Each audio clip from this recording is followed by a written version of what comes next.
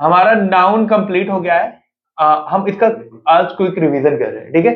हम नाउन का रिवीजन कर रहे हैं, क्लियर है? उसमें नहीं, मैं यहाँ खड़ा हूँ, ठीक है। ठीक है, हम नाउन का आज क्विक रिवीजन करेंगे। नाउन आज कंप्लीट करके कल हम इसके क्वेश्चंस करेंगे, ठीक है। आपको एक पीडीएफ मिल चुकी है, 2 पीडीएफ आज मैं और आपको सेंड करवा दूं। आई थिंक 50 क्वेश्चन, 51 क्वेश्चन आपको दे दिए, टोटल 150 क्वेश्चन की पीडीएफ आपको मिलेगी आज, ठीक है। उनको हम कल डिस्कस करेंगे, आप कल करके आइएगा जी। ठीक है, टेस्ट में 10 एरर, ठीक है। तो आज हम नाउन का रिवीजन करेंगे। हम बहुत डेप्थ में नहीं जाएंगे, जो जो मेन पॉइंट है, जहां जहां से क्वेश्चन बनने के चांसेस हैं, सिर्फ उन्हें देखेंगे, बाकी सबको इग्नोर करेंगे, ठीक है। यही एक क्लास, आप यूं सोचिए कि जो पूरा पढ़ा आपने नाउन, उसमें एक क्लास का ही समरी है, ठीक है। एक क्लास में समरी करके कल से हम इसके क्वेश्चन करने स्टार्ट कर देंगे, ठीक है, क्लियर। देखिए, मैं बहुत ही जीरो से बता रहा हूं, जिसने पढ़ा है जिसने नहीं पढ़ा है, तो आप ऐसा मत सोचिएगा कि बार बार रिपीट नहीं हो रहा, पहले ही आ रहा है, यूं समझिएगा, ठीक है। तो नाउन बेसिकली क्या है? नाउन सबको पता है कि आपने डेफिनेशन जो भी रटे होंगे, noun is the name of person, place, thing और quality, that doesn't matter. Definition आपसे कहीं नहीं पूछा जा रहा है, और ना ही आपको बस पता होना चाहिए नाउन क्या है। तो हम बेसिकली यूं समझो ना, जिसको देख के हम कोई नाम देते हैं। जैसे मैंने इन्हें देखा, इनका नाम नासिया, मैंने नासिया बोल दिया, तो ये क्या है? नाउन है। She is not a girl, is noun, ठीक है। बेसिकली आप कह सकते हैं मेरे हाथ में ये पेन है, तो ये क्या है? नाउन। मतलब जिसको देख के आप एक नाम दे सके ना, वो क्या है? नाउन है। बेसिकली जिसको हम कोई नाम दे सके, वो क्या है? नाउन है, बस यही है। और नाउन के 5 पार्ट होते हैं, जो आपने आई थिंक जब आप 6th 7th क्लास में पढ़ रहे होंगे, उस टाइम पे आपने पढ़ा होगा, नाउन के 5 पार्ट होते हैं। ये एक क्या कहते हैं, जो फर्स्ट स्टेप है ना इंग्लिश पे जाने का, वो नाउन ही है। अगर आपको नाउन नहीं पता ना, तो आप आगे चल के ना सब्जेक्ट ढूंढ पाएंगे ना ऑब्जेक्ट ढूंढ, और जब वो नहीं ढूंढ पाएंगे तो वॉइस, नरेशन, सब कुछ साइड हो जाएगा फिर।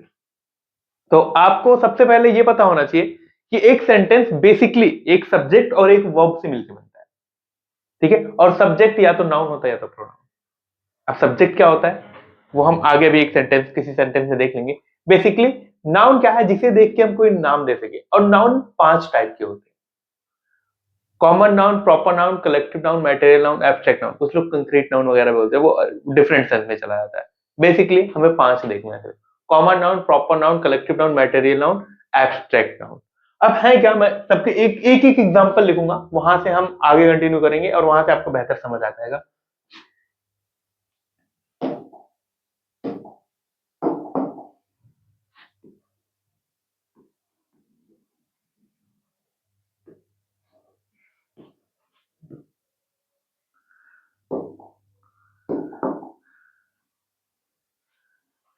कॉमन नाउन जैसे बेसिकली किसी एक स्पेसिफिक की बात ना करके, नाम से ही पता चल रहा है एक कॉमन है।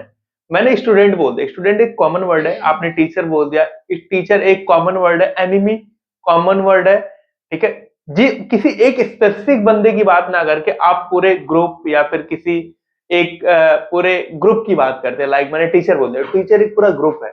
मैंने स्टूडेंट बोल दिया, स्टूडेंट पूरा एक ग्रुप है। तो जब एक कोई ग्रुप होता है ना, वो होता है कॉमन नाउन। लाइक स्टूडेंट, मैंने स्टूडेंट बोल दिया, स्टूडेंट क्या है? Common noun. स्टूडेंट किसी एक के स्पेसिफिक की बात नहीं करते, हम किसी को भी स्टूडेंट बोल सकते हैं जो स्टूडेंट है। बेसिकली ये किसी एक स्पेसिफिक पर्सन की बात नहीं करता है, ये किसी एक स्पेसिफिक पर्सन की बात नहीं करता, ये सबकी बात करता है, ठीक है। तो ये हो गया आपका कॉमन नाउन। सेकंड है आपका proper noun. Proper noun, proper noun basically क्या है? किसी का भी एक प्रॉपर नाम। Just like I told Delhi, मैंने कहा दिल्ली। फिर मैंने कोई भी नाम ले लिया, एनीथिंग, फैन ले लिया, ठीक है। ठीक है, मैंने दिल्ली बोल दिया, एक प्रॉपर नाउन। मैंने मुंबई बोल दिया, एक प्रॉपर नाउन। मैंने बेंगलुरु बोल दिया, वो प्रॉपर नाउन है, ठीक है। मैंने दुबई बोल दिया, वो क्या है? प्रॉपर नाउन है। तो प्रॉपर नाउन बेसिकली किसी एक पर्टिकुलर चीज का नाम होगा। मैंने किसी एक का भी नाम लेके बोल दिया ना, जैसे आप लोग बैठे, आप में से मैं किसी का भी नाम ले लूं, तो वो एक प्रॉपर नाउन होगा, जिसका एक प्रॉपर नाम हो। लाइक ताजमहल, ताजमहल क्या है? प्रॉपर नेम, ठीक है। तो प्रॉपर नाउन में आप कुछ भी लिख सकते हैं, लाइक ताजमहल,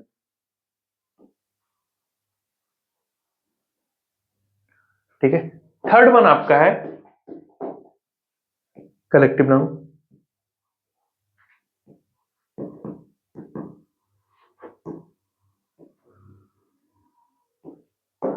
थर्ड वन है आपका कलेक्टिव। बेसिकली कलेक्टिव नाउन है, कलेक्शन, किसी ग्रुप को बोलते हैं। लाइक मैंने ज्यूरी बोला, jury is just a group of जजेस इज नोन एज ज्यूरी। मैंने फैमिली बोला तो कुछ मेंबर्स को मिक्स करके फैमिली बनते हैं, ठीक है। मैंने पार्लियामेंट बोला, parliament basically a group of MPs is known as parliament, a group of जजेस is known as jury. Team, कुछ लोगों को मिला के, कुछ एथलीट्स को मिला के एक टीम बनती है, या फिर किसी को भी मिला के एक टीम बनती है, तो टीम हो गया। फैमिली है, पार्लियामेंट है, ज्यूरी है, कमेटी है, ये कुछ वर्ड्स होते हैं ना जो कलेक्शन को शो करते हैं। जैसे आप कहते हैं a flock of sheep, herd of lion, तो वो क्या है, एक कलेक्टिव नाउन है, ठीक है। अ बंच ऑफ ग्रेप्स, ठीक है, ये क्या है, ये कलेक्टिव, एक कलेक्शन है, ये कई चीजों को मिला के एक स्पेसिफिक एक चीज बनती है, ठीक है। लाइक फैमिली बोल दिया मैंने, ज्यूरी बोल दिया, कमेटी बोल दिया, टीम बोल दिया, ये सब क्या है, ये कलेक्टिव नाउन है जो कलेक्शन शो करते हैं। तो बेसिकली कलेक्टिव नाउन वो है जो एक कलेक्शन होते हैं। लाइक मैंने लिखा फैमिली, मैंने लिखा टीम, फैमिली हो गया, टीम हो गया, ज्यूरी, अ ग्रुप ऑफ जजेस इज नोन एज ज्यूरी, ठीक है।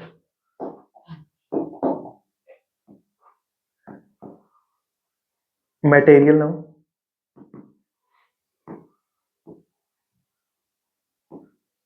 मटेरियल नाम से ही क्लियर दिख रहा है, लाइक गोल्ड हो गया, सिल्वर हो गया, कोई भी मटेरियल हो, वो मटेरियल नाउन है।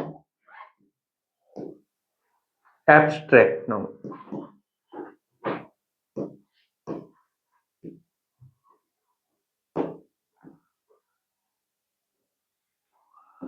एब्स्ट्रैक्ट नाउन बेसिकली जो हम सेंसेस की बात करते हैं, फीलिंग्स की बात करते हैं, लाइक सैडनेस, हैप्पीनेस, ठीक है। ये सैडनेस और हैप्पीनेस जो वर्ड है ये फीलिंग्स होते हैं, बेसिकली सेंसेस की बात हम करते हैं।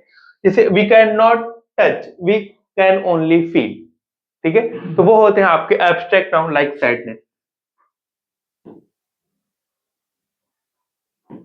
ठीक है।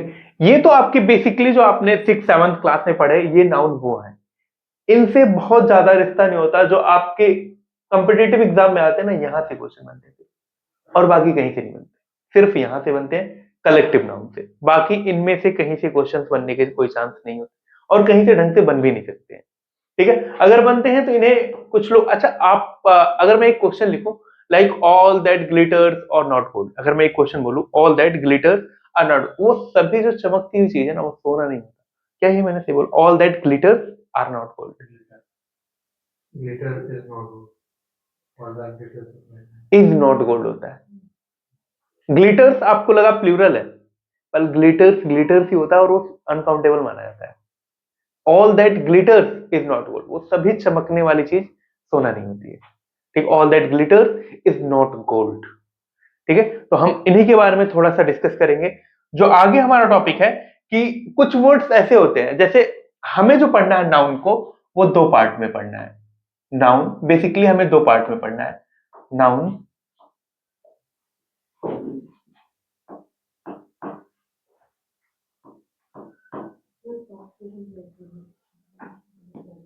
एक होता है आपका काउंटेबल और एक होता है अनकाउंटेबल।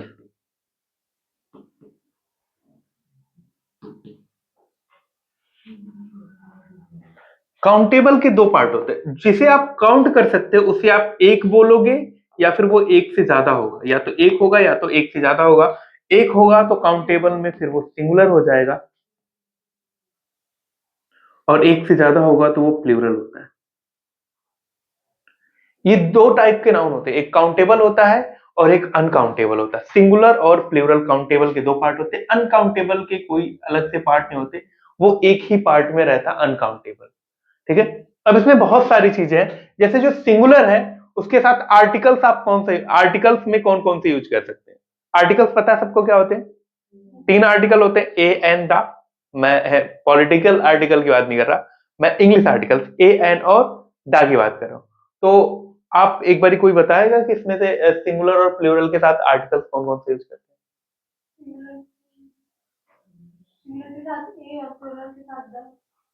अच्छा, और अनकाउंटेबल के साथ,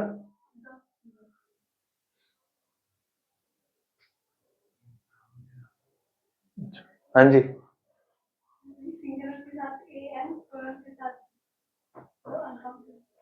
अनकाउंटेबल के साथ क्या यूज करेंगे? दैट। और इनके साथ, इसके साथ तीनों और इसके साथ एक। ठीक है, देखो आर्टिकल्स बेसिकली तीन होते हैं, A N the, A N और द, ये तीन आर्टिकल्स होते हैं। तो जो सिंगुलर होता है ना, सिंगुलर बेसिकली एक की बात करता है, एक की बात करेगा तो मतलब ए आएगा या एन आएगा। और ताजमहल भी एक है ना, फिर भी हम उसके सामने दा लगाते हैं, तो इसका मतलब जो सिंगुलर होते हैं ना, उनके सामने हम तीनों आर्टिकल लगाते हैं। लेकिन जो प्लूरल होते हैं उसका मतलब वो एक से ज्यादा है ना, और एक से ज्यादा है तो हम ए और एन का यूज नहीं कर सकते, हम प्लूरल में सिर्फ और सिर्फ दा का यूज करते हैं। जैसे आ बॉय, लेकिन आ बॉयज नहीं होता, आ बॉय ही होता है। ठीक है, द बॉयज हो सकता है, एन बॉयज नहीं होता। ए एन कहीं पे भी आप नहीं लगा सकते जो प्लूरल चीज, क्योंकि ए एन का मतलब एक होता है और प्लूरल का मतलब एक से ज्यादा होता है, दोनों चीजें कॉन्ट्राडिक्ट नहीं हो सकती ना, मतलब ए एन प्लूरल के साथ यूज नहीं हो सकता। उसी तरीके से अनकाउंटेबल है, अनकाउंटेबल का मतलब जिसे आप काउंट ही ना कर सको, वहां पे सिर्फ दा आता है, ए एन और दा। ये तो हमारा आर्टिकल्स का सेंस था कि आर्टिकल किसके साथ क्या आएगा, आर्टिकल कहां पे कैसे आएगा और कैसे होगा। तो आर्टिकल हम अनकाउंटेबल के साथ दा का यूज करते हैं, और काउंटेबल के साथ, सिंगुलर के साथ ए एन दा का यूज करते हैं, और प्लूरल के साथ सिर्फ दा का यूज करते हैं। ये तो हमारा था एक नॉर्मल आर्टिकल। अब जो मेन प्रॉब्लम आती है ना, वो प्रॉब्लम वहां पे होते हैं जो हमारे अनकाउंटेबल नाउन होते हैं, उनके साथ हम कैसे किसका यूज करते हैं। Uncountable noun, uncountable noun basically वो नाउन होते हैं जिन्हें आप काउंट नहीं कर सकते हैं। अनकाउंटेबल नाउन वो नाउन होते हैं जिन्हें आप बेसिकली काउंट नहीं कर सकते। अब जिन्हें आप काउंट नहीं कर सकते हैं, जैसे कि मैंने बाल बोले, ये आप कभी काउंट कर नहीं सकते कि कितने बाल है ना, इतना फालतू तो कोई नहीं होगा कि मतलब बाल ही काउंट करेगा। और मैंने शुगर बोला, शुगर आप काउंट नहीं करते, आप कहते हैं ना 1 kg शुगर, 2 kg, तो आपने केजी को काउंट किया, आपने शुगर थोड़ी काउंट किया। आप उस केजी से कुछ और भी काउंट कर सकते हैं ना। That's not a perfect unit to weight sugar, कि आप 1 kg शुगर बोल रहे हैं तो आपने शुगर को एक नहीं बोला, आपने केजी को एक बोला है, आपने केजी को एक बोला। आपने वाटर बोला, वाटर 1 लीटर बोला, लेकिन आपने लीटर 1 2 3 लीटर किया। वाटर एक पानी, दो पानी कुछ नहीं होता, 1 लीटर पानी होता है, 2 लीटर पानी होता है। एक आप, लेकिन जो काउंटेबल होते हैं, जैसे मैंने कहा एक लड़का, अब इसके साथ मैंने कोई एक क्वांटिटी का यूनिट तो नहीं लगाया ना। जैसे वहां पे मैंने 1 kg शुगर बोला था, 1 kg शुगर, तो वहां पे मैंने केजी क्वांटिटी लगाया था। लेकिन जब हम इंसान को काउंट करते हैं, तो हम एक इंसान, दो इंसान बोलते हैं, ना कि 1 किलो इंसान, 2 किलो इंसान बोलते हैं। तो बेसिकली जिसके सामने कोई यूनिट लगाना पड़े वो अनकाउंटेबल होते हैं, जिसके सामने कोई यूनिट ना लगाना पड़े वो काउंटेबल होते हैं। और जो अनकाउंटेबल होते हैं, जैसे आप अगर जो काउंटेबल है, जैसे बॉय है काउंटेबल, तो अगर इसका प्लूरल बनाना हुआ ना, तो आप बॉयज कर देते हैं। लेकिन जो अनकाउंटेबल होते हैं, उनको आप प्लूरल नहीं बना सकते, उनको आप प्लूरल नहीं बना सकते। वाटर को आप वाटर्स नहीं कर सकते हैं, you can not do water का वाटर। अब इसमें डिफरेंट और जो प्रॉब्लम्स आती है वो यहीं पे आती है कि अगर आपने वाटर को वाटर्स किया तो वो मीनिंग गलत हो जाती है। वाटर्स का मतलब पानी होता है, वाटर्स का मतलब होता है समंदर, ओशियन, आप कुछ भी बोल सकते हैं, मतलब अलॉट ऑफ वाटर्स, मतलब जहां पे बहुत सारा पानी हो, वो होता है एक तरीके से दरिया बोल सकते हैं आप, वाटर्स। तो अगर आप किसी भी अनकाउंटेबल नाउन के साथ एस या ईएस एडिशनल में लगाते हैं तो मीनिंग चेंज हो जाती है। किसी भी अनकाउंटेबल नाउन के साथ अगर आप एस या ईएस का ऐड करते हैं तो वो फिर गलत हो जाता है। ठीक है, फॉर एग्जाम्पल हम सबको कुछ वर्ड्स पता है, लाइक कंटेंट और कंटेंट्स वगैरह, हमने ये चीजें कई बारी क्लास में कर रखी हैं। कंटेंट होता है, कंटेंट्स होता है, आर्म होता है, आर्म्स,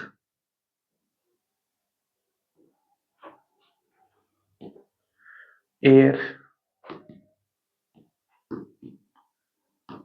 एयर्स,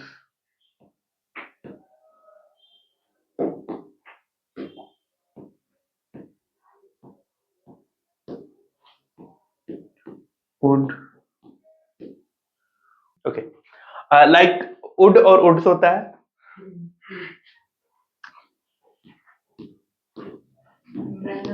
Good, good.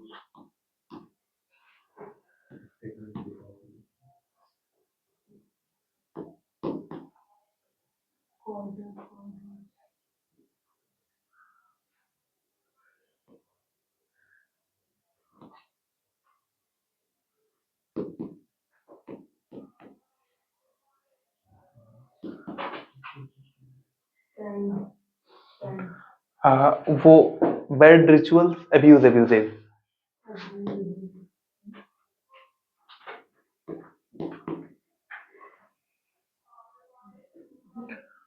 इस तरीके से कई सारे वर्ड हैं, बहुत सारे वर्ड हैं, मैं सबको यहाँ पे एक साथ तो पुट नहीं कर सकता, पर कई सारे वर्ड्स हैं। आपको लगता होगा लाइक बॉय में एस कर दिया बॉयज हो गया तो वो प्लूरल हो गया, मैन को मेन कर दिया प्लूरल हो गया, वुमेन को विमेन कर दिया वो प्लूरल हो गया, ठीक है, गर्ल को गर्ल्स कर दिया वो प्लूरल हो गया।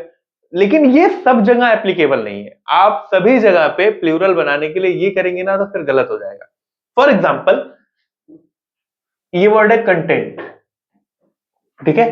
कंटेंट मतलब क्या होता है, और कंटेंट्स आपने जब अपनी बुक्स वगैरह खोलते होंगे तो वहां पे इंडेक्स या कंटेंट्स लिखा रहता है, लेकिन वहां पे कंटेंट्स लिखा रहता है। क्या लिखा रहता है, ये वाला वर्ड कंटेंट्स लिखा रहता है, ये नहीं लिखा रहता है, ठीक है। इसका मतलब तो आपका इंडेक्स हो गया, ठीक है, लेकिन ये वाला जो कंटेंट है ना इसका मतलब होता है सेटिस्फैक्शन। इस वाले कंटेंट का मतलब होता है सेटिस्फैक्शन। इस वाले कंटेंट का मतलब होता है सेटिस्फैक्शन, ठीक है। आम, आम मतलब बाजू होता है, मतलब हाथ, और आर्म्स का मतलब होता है वेपन। आर्म्स का मतलब होता है वेपन। एयर मतलब हवा होता है, एयर्स मतलब होता है शो ऑफ करना। एयर्स का मतलब होता है शो ऑफ करना। ऐसा नहीं आपने हवा बोला एयर मतलब हवा, एयर्स मतलब हवाएं, ऐसा नहीं कर सकते आप। एयर मतलब हवा, क्योंकि जो अनकाउंटेबल नाउन, एयर आप काउंट नहीं कर सकते कि मैंने आज एक एयर लिया कल 2 एयर लूंगा, ऐसा थोड़ी कर सकते हैं कि मैंने आज इतना एयर लिया उतना नहीं, ये अनकाउंटेबल है। बेसिकली क्या ये अनकाउंटेबल है। तो एयर जो अनकाउंटेबल है ना उसमें अगर आप ऐसे ये ऐड करेंगे तो उसकी मीनिंग चेंज हो जाएगी। इसका मतलब होता है शो ऑफ करना, शो ऑफ करना। उड मतलब लकड़ी होता है, उड्स मतलब जंगल होता है, उड्स का मतलब पूरा पूरा जंगल होता है, उड्स का मतलब जंगल होता है। गुड मतलब अच्छा होता है, गुड्स मतलब सामान होता है, लिखा रहता है ट्रकों पे गुड्स कैरियर, है ना। ऐसा थोड़ी वो अच्छे कैरियर है, नहीं, गुड्स कैरियर मतलब सामान ले जाने वाली गाड़ी है वो, ठीक है। तो गुड्स मतलब होता है सामान। मैनर और मैनर्स दो वर्ड है, एक मैनर है और एक मैनर्स है। जो आपका बिहेवियर होता है ना वो मैनर्स होता है। ये जो बिहेवियर आप कहते हैं ना मैनर्स, वो बिहेवियर वाला ये वाला होता है मैनर्स, ठीक है। और ये जो मैनर होता है ना ये अ वे ऑफ डूइंग समथिंग, कोई काम करने का तरीका। फॉर एग्जाम्पल लोग कहते हैं this is not right manner to do this thing, ये सही तरीका नहीं है ये काम करने का। A way of doing something is known as manner. A way of doing something, a way of doing something, कोई काम करने का तरीका, a way of doing something, a way of doing something. Quarter, quarter का मतलब होता है 1/4 quarter. और क्वार्टर्स का मतलब होता है, आप कहते हैं ये गवर्नमेंट क्वार्टर्स है, रेलवे क्वार्टर्स है, आर्मी क्वार्टर्स है, मतलब एक तरीके से रहने की जगह, मतलब बिल्डिंग्स एक तरीके से कोई भी एक रेसिडेंशियल एरिया उसे क्वार्टर्स बोलते हैं जो गवर्नमेंट की होती है। लाइक रेलवे क्वार्टर्स है, गवर्नमेंट क्वार्टर्स है, तो ये क्वार्टर्स का मतलब होता है रूम या फिर रहने की जगह, कुछ ऐसे बोल सकते हैं आप। एब्यूज का मतलब होता है गाली, लेकिन एब्यूजेस का मतलब होता है बैड रिचुअल्स। अब बैड रिचुअल्स क्या है, जैसे कि आप थोड़ा सा पास्ट में जाएंगे तो एक ना नॉन जो हिंदूज हैं उनमें एक रिचुअल्स फॉलो होते थे, उन रिचुअल्स का नाम था सती प्रथा। मतलब अगर एक हस्बैंड जो है, मतलब हस्बैंड जो है अगर उसकी डेथ हो जाती है तो वाइफ उसके साथ जल के मर जाएगी। ये था वहां का रिचुअल था ये, जिसको बैड रिचुअल्स बोला जाता था। इसे फिर राजा राम मोहन राय लॉर्ड विलियम 1828 में 29 में इसे बैन कर दिया था, 29 में। फिर फाइनली जो वो क्या है, वो एक बैड रिचुअल्स थे। वो क्या थे, एब्यूजेस ऑफ हिंदुइज्म आप कह सकते हैं। क्या बोला जाता है उसे, एब्यूजेस ऑफ हिंदुइज्म। तो वो है बैड रिचुअल्स, वो क्या है, बैड रिचुअल। इसी तरीके से कई सारे वर्ड्स होते हैं, बहुत सारे वर्ड्स हैं। कलर कलर्स होते हैं, सैंड सैंड्स होते हैं, वाटर वाटर्स होते हैं, बहुत सारे वर्ड हैं जिनमें एक में मीनिंग चेंज करो, अगर उसमें एस या ई एस ऐड करो तो पूरी मीनिंग चेंज हो जाती है, उसका मतलब ही बदल जाता है। क्लियर है? ये तो कुछ था जिनमें एस या ईएस लगाने पे मीनिंग चेंज हो जाती है। इसी तरीके से हमारा जो अगला टॉपिक है वो है, फॉर एग्जाम्पल, जैसे कि आपने कुछ वर्ड सुने होंगे लाइक सीजर, SCISSOR, पर ये सीजर वर्ड होता नहीं है। यहां पे एक वर्ड मैं और ऐड करना चाहूंगा, अल्फाबेट और अल्फाबेट्स। अल्फाबेट का मतलब होता है जैसे ABCDEFGHIJK, ये जो है ये अल्फाबेट है। अल्फाबेट्स का मतलब होता है लैंग्वेज। अल्फाबेट्स का मतलब होता है लैंग्वेज, और अल्फाबेट का मतलब होता है जो आप ABCD वगैरह पढ़ते हैं वो होता है अल्फाबेट, और अल्फाबेट्स का मतलब होता है लैंग्वेज। सीजर आपने जैसे जीन्स, पैजामाज हो गया, गॉगल्स हो गया और स्पेक्टेकल्स हो गया। अच्छा, गॉगल और स्पेक्टेकल में फर्क क्या है? Difference between goggles and spectacle? Eyes के लिए, मतलब ऐसे जब कम दिखता है तो गॉगल लगाते हैं, ऐसे स्पेक्टेकल लगाते हैं, ठीक है, वो सनलाइट के लिए होता है। हाँ, बेसिकली वही है, ठीक है। अब देखिए, कुछ वर्ड ऐसे होते हैं जिनमें अगर आप एस ऐड ना करें तो वो वर्ड गलत हो जाते हैं। अब इसको याद रखने का सिंपल सा तरीका है, वो चीज जो दो इक्वल पार्ट से मिलकर बने। लाइक मैंने कहा सीजर सुना, कैंची क्या है? दो इक्वल पार्ट है, उनको एक साथ जोड़ा गया है। अगर वो जोड़े ना जाए, दो इक्वल पार्ट को एक साथ ना रखा जाए, क्या वो कैंची कैंची रहेगी? नहीं रहेगी, है ना। टोंग्स, चिमटा होता है ना, चिमटा दो इक्वल पार्ट से मिलकर बना है। अगर वो दो इक्वल पार्ट की जगह एक पार्ट रहे, क्या वो चिमटा रहेगा? नहीं रहेगा। बाइनोकुलर्स, दूरबीन जिसे आप बोलते हैं, अगर वो दो आंखों के लिए होती है ना, अगर हम दो की जगह एक आंख का करें वो तो स्कोप बन जाएगा ना, फिर वो स्कोप बन जाएगा, वो दूरबीन बाइनोकुलर्स रहेगा। मतलब वो चीजें जो दो इक्वल पार्ट से मिलके बने हैं उनमें हम हमेशा एस ऐड करके रखते हैं, और इनको हमेशा प्लूरल कंसीडर करते हैं। इनको हम हमेशा क्या कंसीडर करते हैं? We always consider them plural, we always consider them plural. For example, जैसे कि मैं कुछ वर्ड्स लिखना चाहूंगा यहाँ पे, like scissors, spectacles, goggles, tongs, fangs, arms. Arms को इसी में रखा जाता है क्योंकि आर्म्स को आप आर्म नहीं लिख सकते और ये प्लूरल ही माना जाता है। आर्म्स मतलब होता है भीख, ठीक है, ये प्लूरल ही माना जाता है और आर्म्स ही लिखा जाता है, आर्म नहीं करते, ALM नहीं होता, आर्म्स ही लिखा जाता है, उसका मतलब होता है भीख। शूज हो गया, बाइनोकुलर्स हो गए, ठीक है। तो ये आप जनरली है, शूज हो गए, सॉक्स हो गया, बाइनोकुलर्स हो गया, पैजामाज हो गया, जीन्स हो गया। तो ये कुछ ऐसे वर्ड हैं जो दो इक्वल पार्ट से मिलके बने। ये सामान ऐसे हैं जो दो इक्वल पार्ट से मिलके बने। अगर इसमें एक पार्ट ना रहे तो जो दूसरा पार्ट है ना वो किसी काम का रहेगा ही नहीं। तो ऐसे वर्ड्स को हम हमेशा लास्ट में एस से ही डिनोट करते हैं। Scissors, spectacles, goggles, tongs, fangs, arms और शूज। सॉक्स हो गया इसमें, बाइनोकुलर्स हो गया इसमें, कई सारे वर्ड्स और ऐड कर सकते हैं हम, पर एग्जाम्पल के लिए इतना ही बहुत है कि ये वर्ड्स जो हैं और इनको हमेशा हम प्लूरल मानते हैं। जैसे मैंने एक एग्जाम्पल लिखा, योर शूज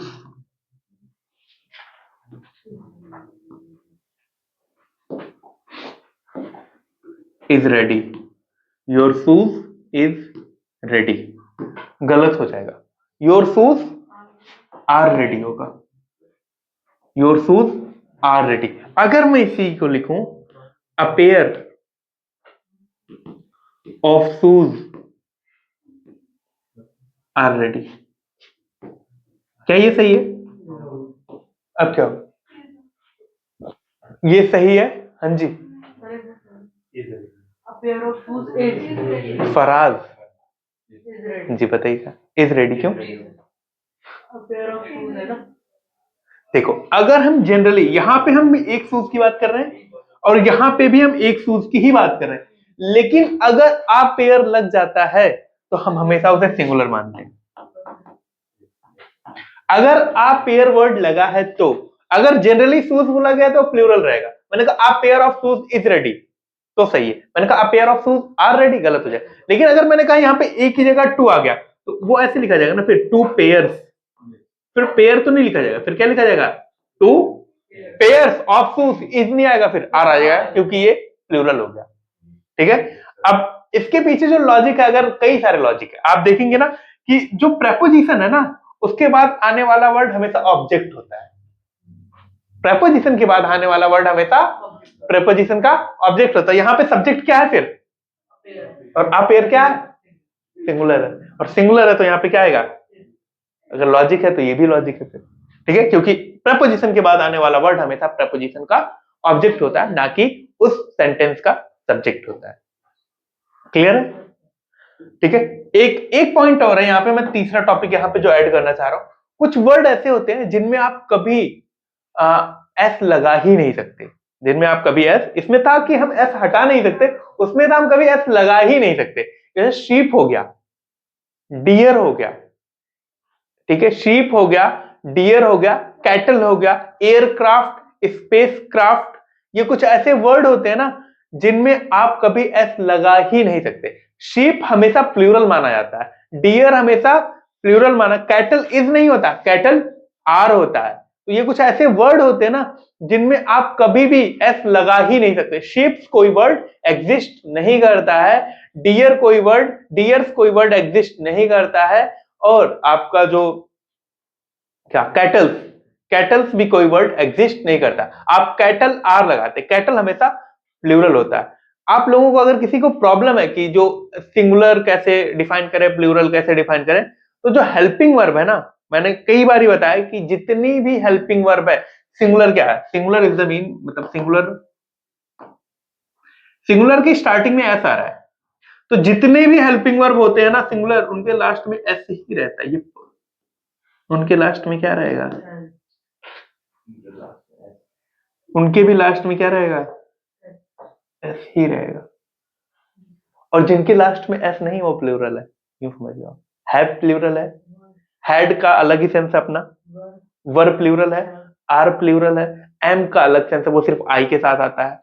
और जैसे, और इसमें एक और क्या ऐड कर दे, डज, डज के लास्ट में क्या है, ऐसे। तो जितने भी सिंगुलर हेल्पिंग वर्ब होते हैं सबके लास्ट में क्या रहता है, एस रहता है, लगभग, मतलब most of the time 99% chance से क्या रहेगा, एस ही रहेगा।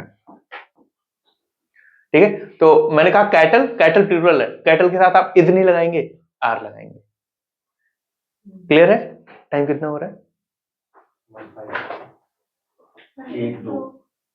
अच्छा ठीक है, तो इंग्लिश को आज हम यहीं पे स्टॉप करते हैं, इंशाल्लाह अगली क्लास में कंटिन्यू करेंगे।